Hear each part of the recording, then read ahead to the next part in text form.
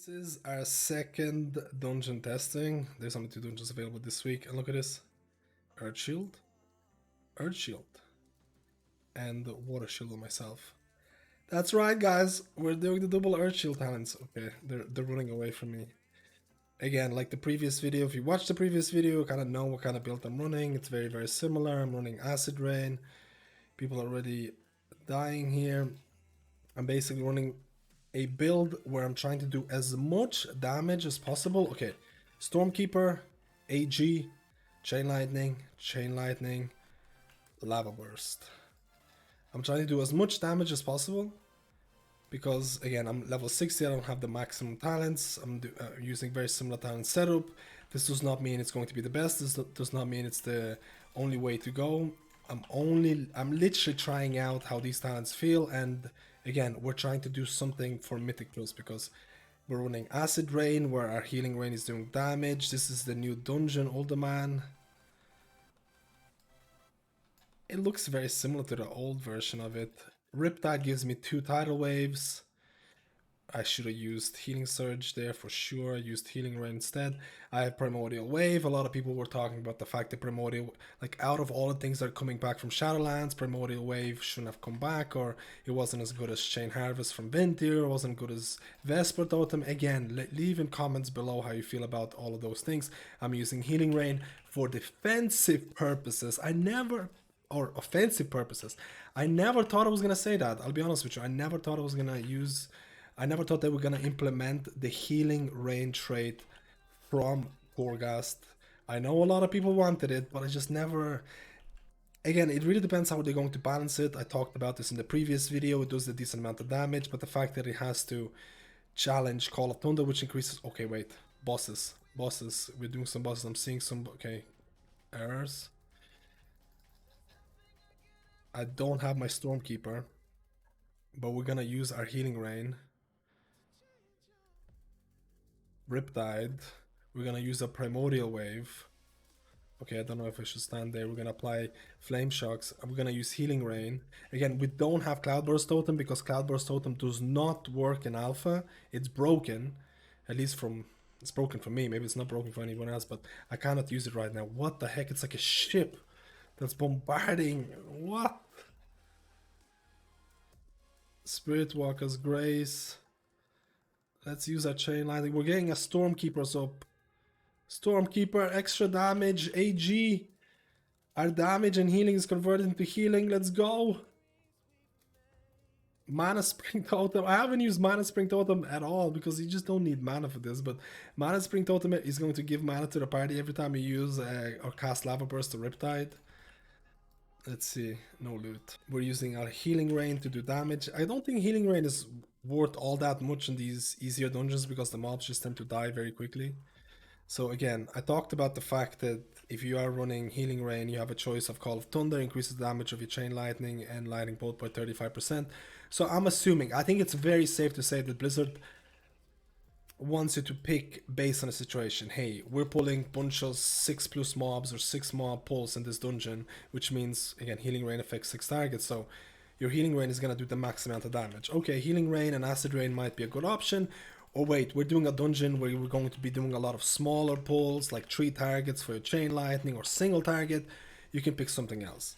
I don't think this build, again, if I was running a build for raids at level 70, this would look very, very, very different because at level 70 for raids you can pick up this Riptide build, what people are calling or referring to as Riptide build, because there is a bunch of talents that give you Riptide or bonuses to Riptide. First of all, at level 70 you'll be able to pick up things like Primordial Wave with continuous waves, which reduces the cooldown of Primordial Wave by 15 seconds, which makes it align with Cloudburst Totem.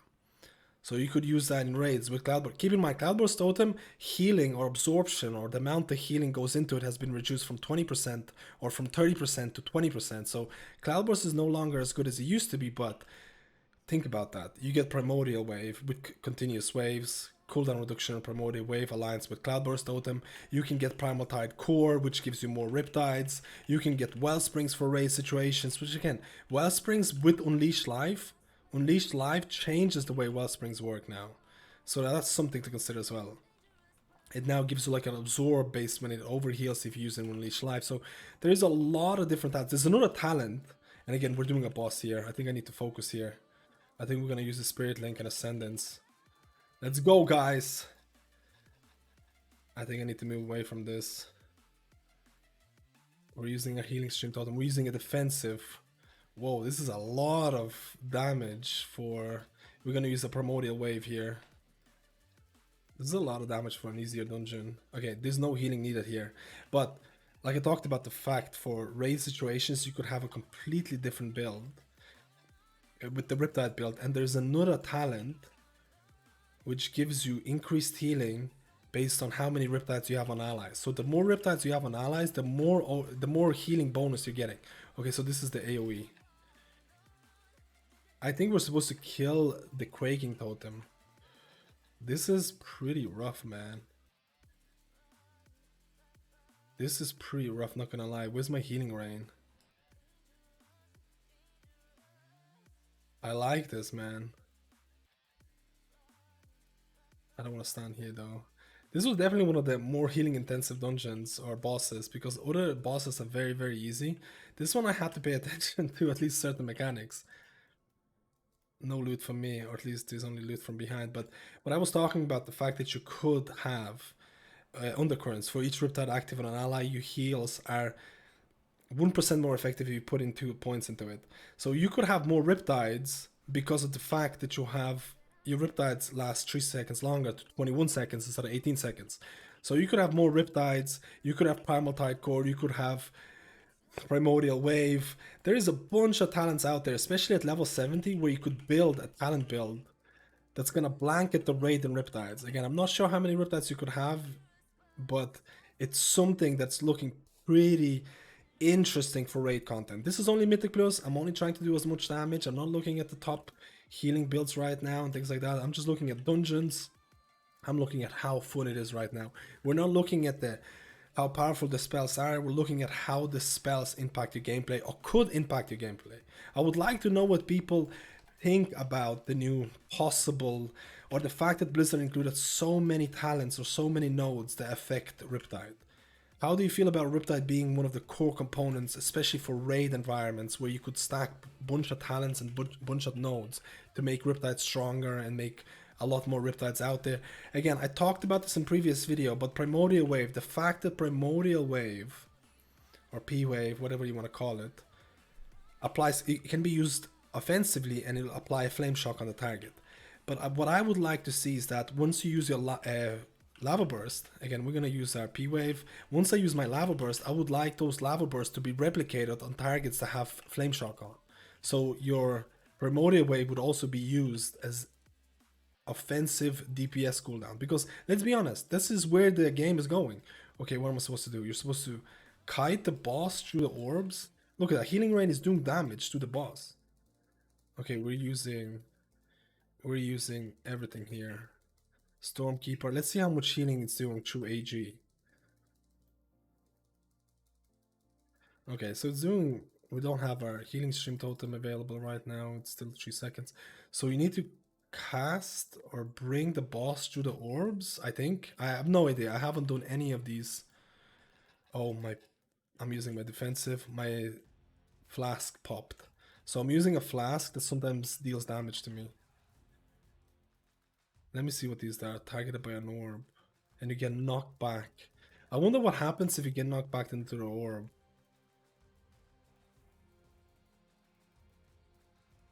Again, we do have a talent for double Earth Shield, so I can have Earth Shield on myself and Earth Shield on another target. Now, I have not tested if the double Earth Shields work with Earth and Harmony. That's something that I need to test. So I use Riptide, I get Tidal Waves. Critical effect chance of your next healing surge is increased by 30%. It is 40% on live servers.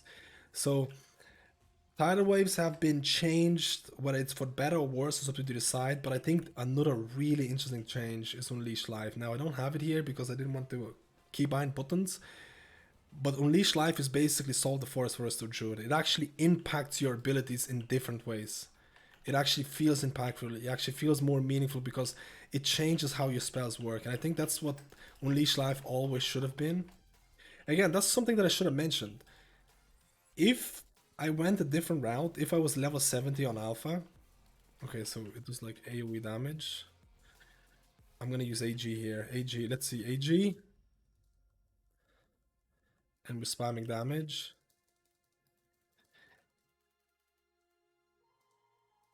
If I was level 70, I would have more talent points and I would be able to spec into.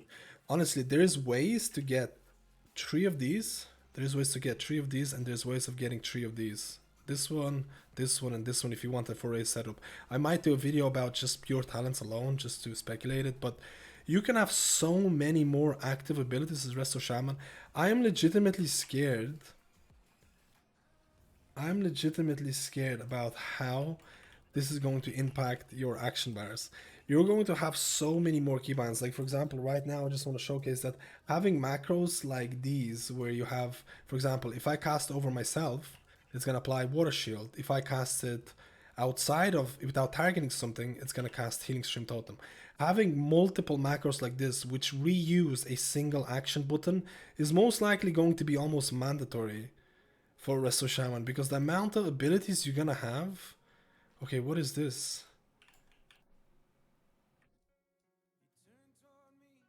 It's gonna be wild. Oh, so this is a way to go back to the start of the dungeon. Oh, that's kind of cool. So this is a skip. I have talked about the mobility of Resto Shamans with the new talent build coming through. There again, we talked about Gust of Wind. Gust of Wind is back for the people who don't know, so you can definitely spec into that. You do have to sacrifice a lot of points in terms of mobility to get into it, like this, which I don't know how you feel about it. I feel like Gust of Wind is pretty mandatory in most of the content out there, just because you don't have to be a goblin anymore, and goblins just suck. But let's see this boss. I have no idea what it does. Okay, so everyone got a magic debuff, and there's flames coming towards it. I'm dealing damage through and healing through AG. Spirit Walker's Grace to do some DPS on the move. Healing Stream Totem. Okay, so there's a lot of movement on this, for sure. It's still taking damage. Okay, I got it. Okay.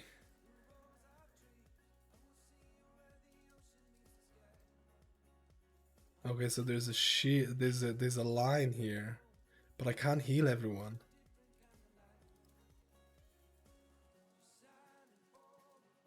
So you have to run around, and then this is gonna hit me. Let's use a defensive. Oh wait, you have to soak it together. Okay, okay. Let's use Ascendance here.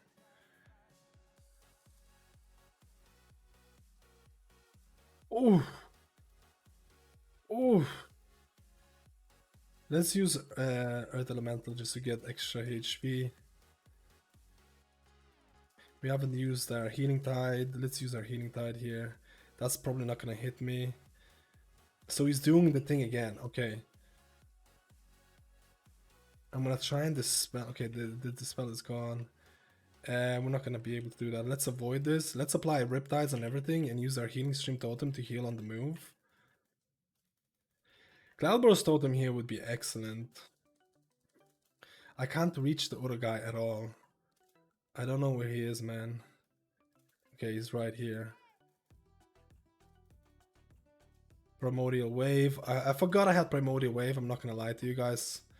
I'm still getting used to this. Oh, he died. I think he stepped into the red. This boss is definitely very interesting. There's a bunch of talents that I have right now even that give me, like for example, Master of Elements, casting Lava Burst increases the damage or healing of your next nature, physical, or frost spell. Focus Insight, casting Flame Shot, reduce the mana cost of your next heal. There's a bunch of abilities that I have. Okay, I need to get there fast. That reward me for doing damage. They reward me. They give me a reason to do DPS. It no longer just gives me damage, it also gives me healing. Like, for example, the Healing Rain talent. The Acid Rain talent is the exact same thing. It doesn't only heal, it also gives you damage. So you're rewarded for casting it based on a situation. Let's go. This is the moment for my Healing Rain. I don't have Stormkeeper. This is the moment for my healing rain. I would love to see how much damage or a portion of my DPS is being contributed from healing rain, acid rain right now. I would love to see that, to see if it's any good. But again, right now, like things like logs and stuff like that, you can look at numbers and be like, okay, it's doing 10% of my damage, 5% of my damage. It's kind of irrelevant because if it's not properly balanced, there's a long... Okay, I'm actually using Spirit Link here. There's a long time for Blizzard to fix balancing, to look into balancing, to look into how talents work. I'm sure there's going to be multiple talents that are not going to make it into live version the way that they are. There's definitely certain talents that seem really strong and really OP or seem really mandatory, and I don't think Blizzard wants talents to feel mandatory. I think actually Blizzard did a very decent job of bringing you a lot of options. Like you could have so many options here, so many different options for utility. Okay, so this is the last boss. I have no idea what this does, but we're blasting. We're using our Earth Elemental, Bloodlust Heroism, Stormkeeper, Ancestral Guidance, Lightning Bolt, Lightning Bolt. We're gonna Lava Burst this. Let's go. Let's go, guys. Okay, we're gonna apply Riptide, Primordial Wave, Riptide here. We're gonna use Healing Wave. Everyone's gonna get healed. So there is stuff on the ground, and there's a frontal. Should I use Healing Rain for single target? I don't know. It definitely doesn't feel right. Okay, so what's going on here? What am I supposed to do here? We're ascendancing this. Are we supposed to stand? Oh, I think you're supposed to stand here, is it? It felt like we weren't doing that properly, not gonna lie.